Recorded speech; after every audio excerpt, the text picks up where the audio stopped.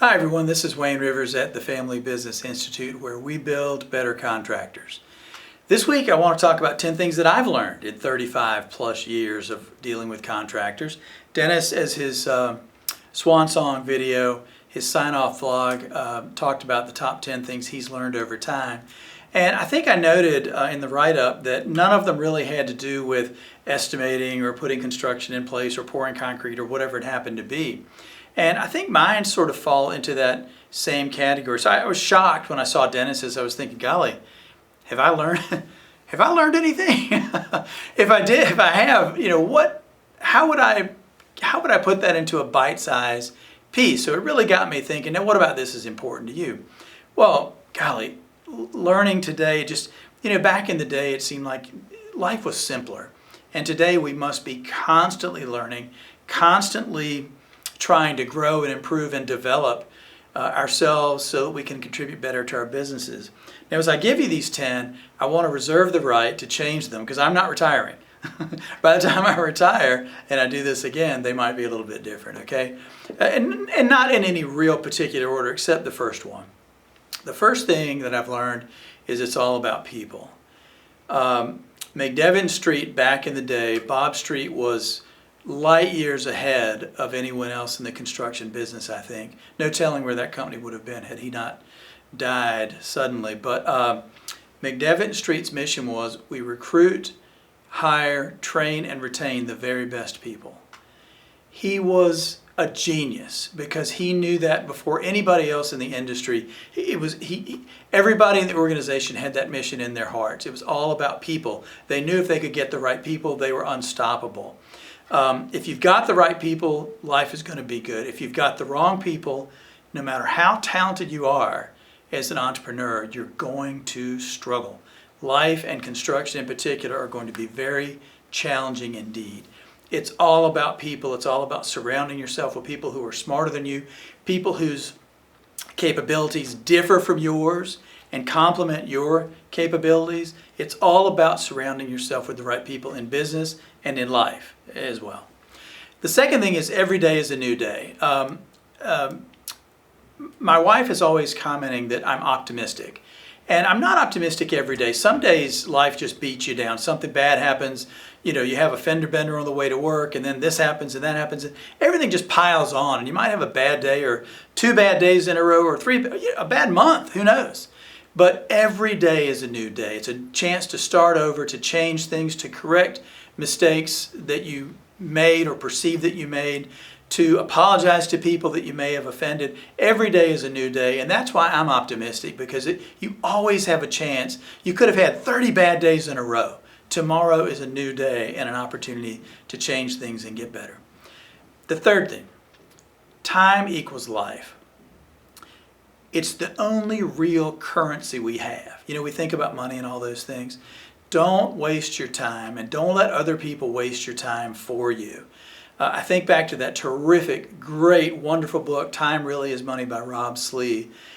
When you're thinking about your construction business, how can you be delivering $5,000 an hour deliverables? How can you be contributing to your business?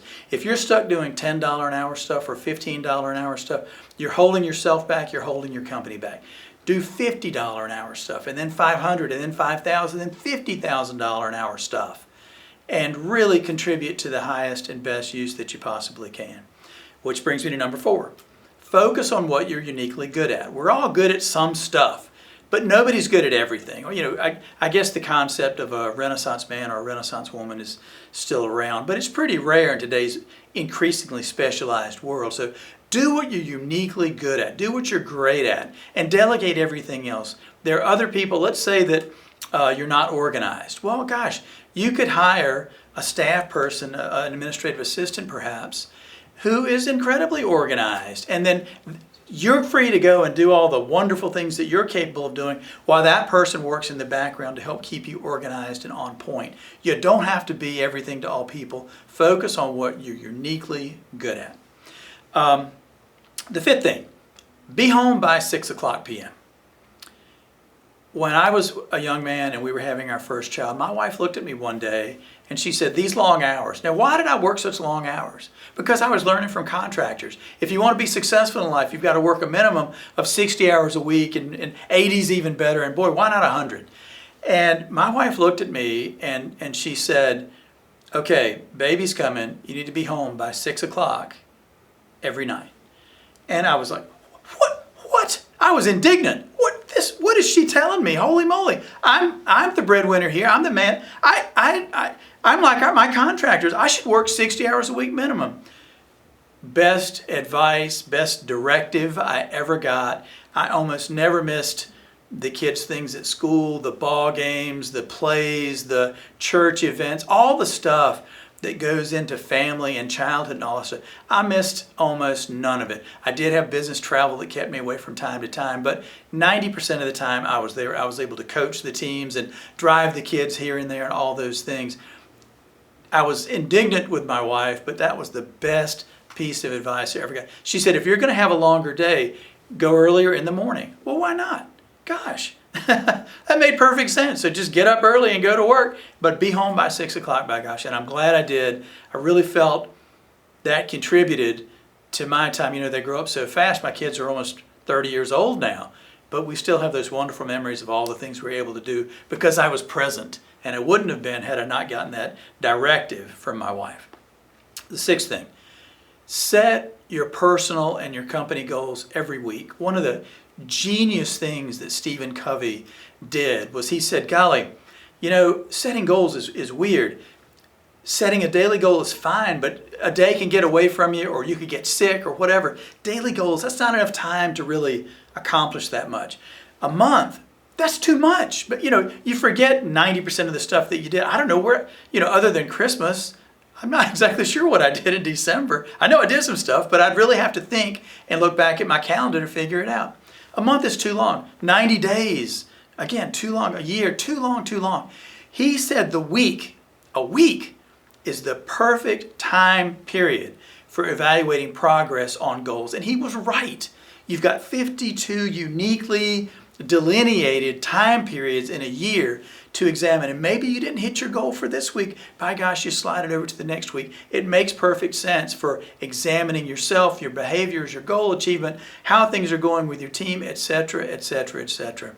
So set goals, focus on mission, vision, and values, focus on mileposts and achievements and all those things, and use your week to measure and to review progress, not only personally, but with your team.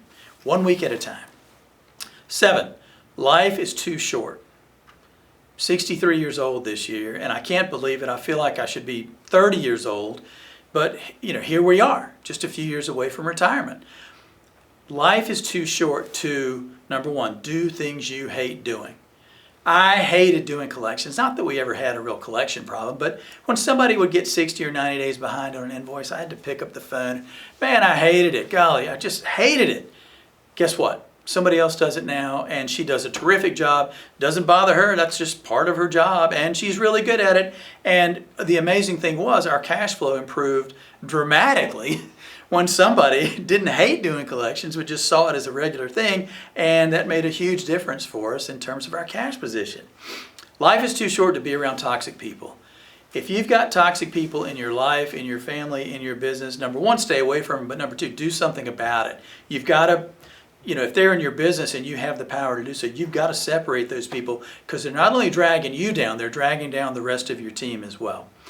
Life is too short to put up with, you know what? People that exhaust you, that suck the life out of you, that always overcomplicate things. Life is too short to put up with a bunch of you know what from people that have the time and potentially the luxury to be that way. Stay away from them. And then go back to number 3. Your time is your life. It's the only currency we have. Toxic people suck your time from you, and they suck the life of you, and it's just not worth having those people in your life. Number 8, shed stress. I remember years ago, I used to play tennis at lunchtime. There were a bunch of guys, pretty much in sales generally, and I could always find a tennis match at lunchtime. So we'd meet at lunch, play tennis, run in the locker room, have a shower, grab a sandwich, and head back to the office. But I'd be gone 2.5 hours at a time. And I spoke to Karen one day, and I said, golly, man, Karen, I kind of feel bad. I'm setting a bad example for the team. I'm taking these long lunches, and a couple times a week I'm gone for these long periods of time. And she said, no. We want you to go play tennis because you relieve stress. You come back relaxed and feeling good. And even if I lost the match, I feel good that I made the effort and I got out there and I got some sunshine and some exercise. She said, no, we want you to relieve stress. You're easier to work with when you don't have stress. It doesn't matter what it is. For me, it was tennis or other forms of exercise, meditation. My daughter believes in meditation, volunteer work. All these apps that are available now to help you relax and relieve stress. And I don't care what it is. Find an outlet to relieve stress, because otherwise during the course of the work week, you get wound up tighter and tighter and tighter, and by Thursday or Friday, holy moly, you're about to explode. Number 9, be a lifelong learner. I love to read. Lots of people don't. We used to do these vlogs in writing, and we would email the articles out to people, and nobody read them.